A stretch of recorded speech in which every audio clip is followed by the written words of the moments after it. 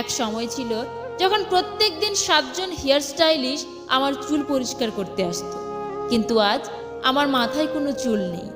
আমি পৃথিবীর বিভিন্ন 5 স্টার হোটেলে খাবার খেয়েছি, কিন্তু আজ দিনে 2টো ক্যাপসুল আর রাতে একটা বটি খেয়েই আমাকে আহার সম্পূর্ণ করতে হচ্ছে। আমি বিভিন্ন ধরনের প্লেনে করে পুরো পৃথিবী যাত্রা করেছি, কিন্তু আজ হাসপাতালের 2জন নার্সই আমাকে ঘোরাতে সাহায্য করছে। কোনো প্রকারের সুবিধা আজ আমাকে সাহায্য করতে পারছে না।